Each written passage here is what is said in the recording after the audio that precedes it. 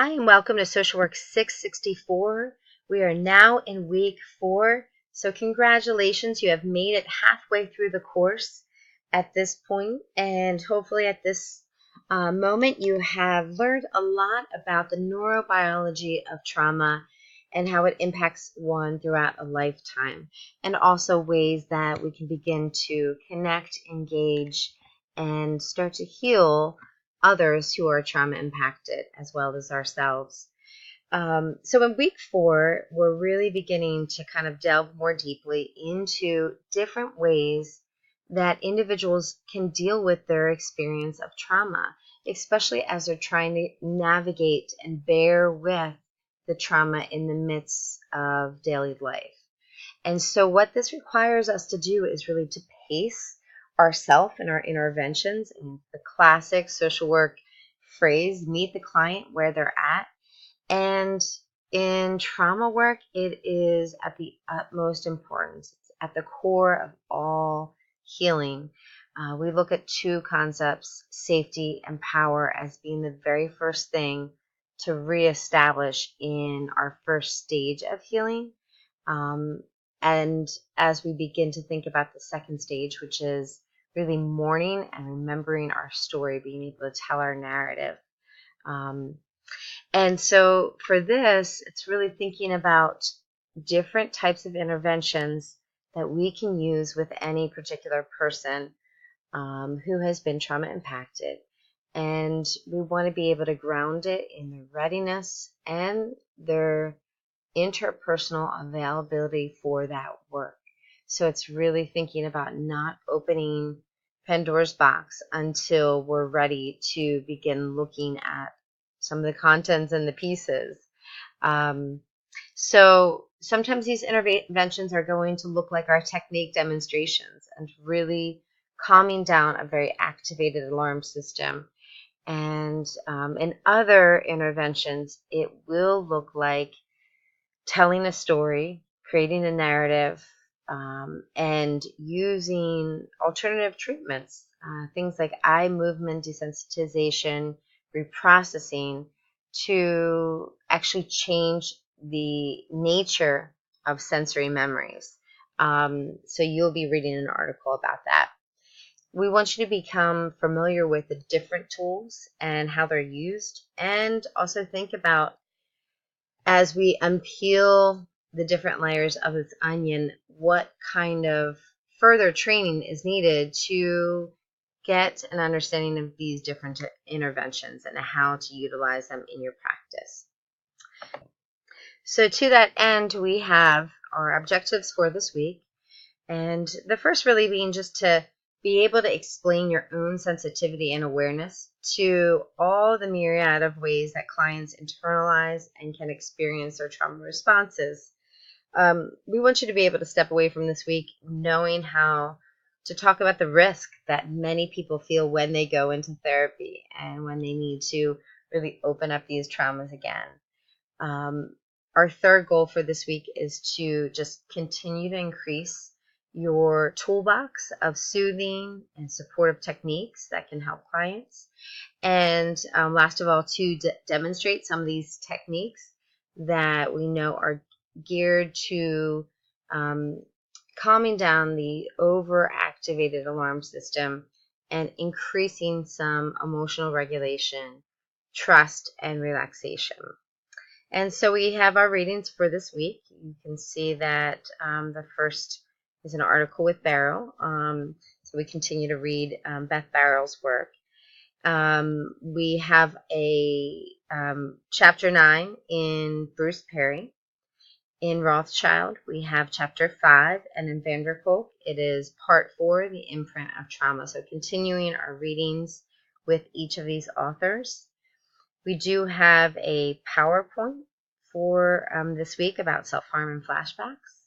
And then we're asking you to watch 2 videos. One is the Nadine Burke-Harris. Now, you may recognize this from me posting this previously in the announcements. You may have gotten a chance to watch it or not.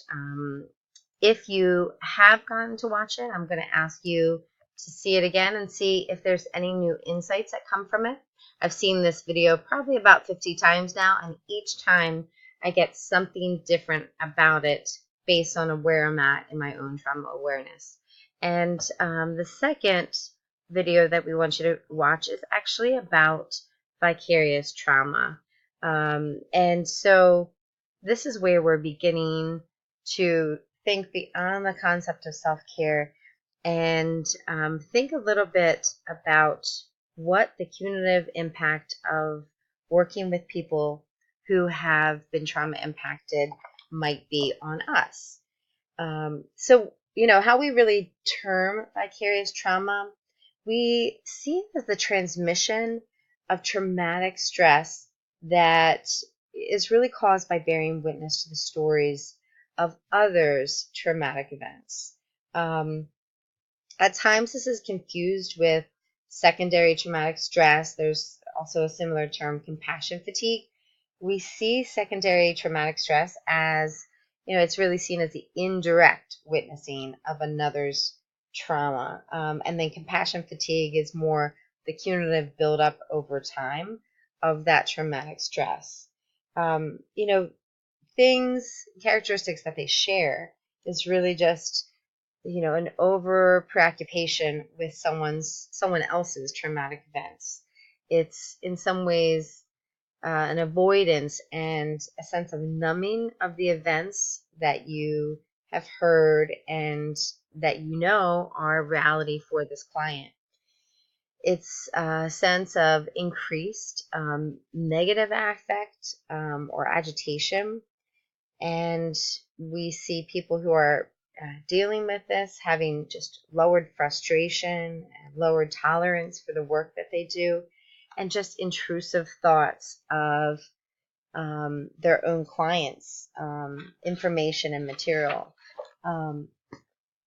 And we know that there are some factors that can lead each of us to this and make us more vulnerable to experience a degree of either vicarious traumatization, secondary traumatization, or compassion fatigue. Again, some of these terms can be used interchangeably at times.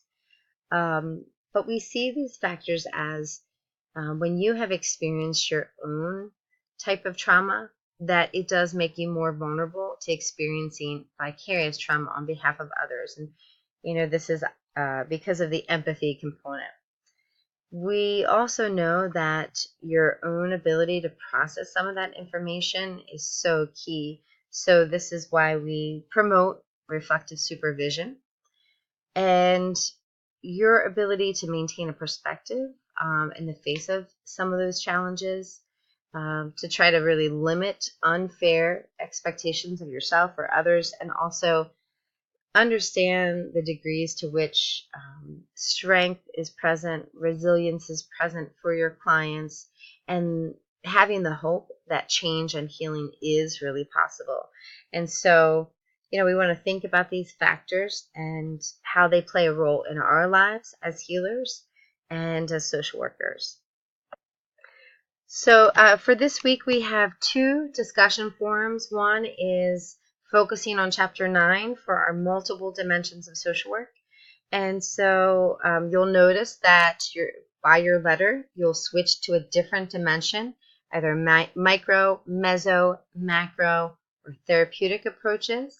And so you'll make sure to use the headings and respond to each of the prompts that are there for the micro, meso, macro, and therapeutics.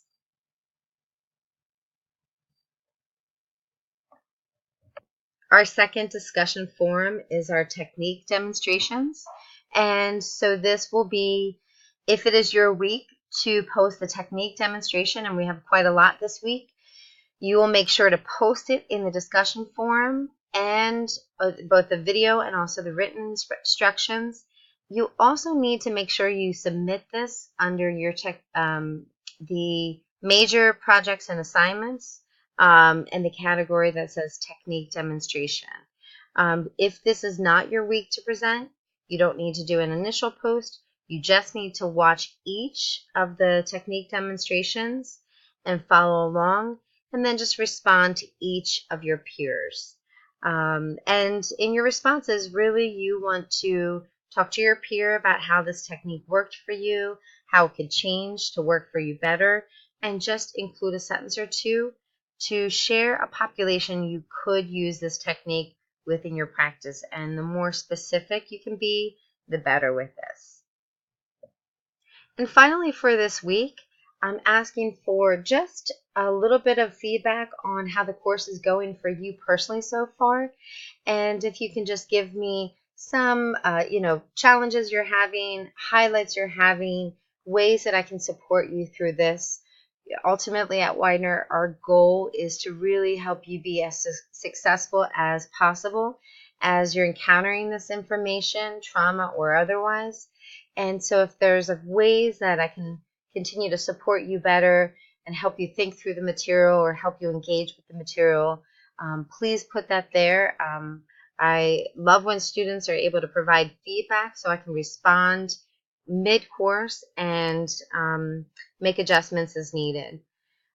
So with that, good luck in week 4, and I'll see you at the end of this week, knowing you've completed you're halfway through your journey and are continuing to grow in your trauma awareness.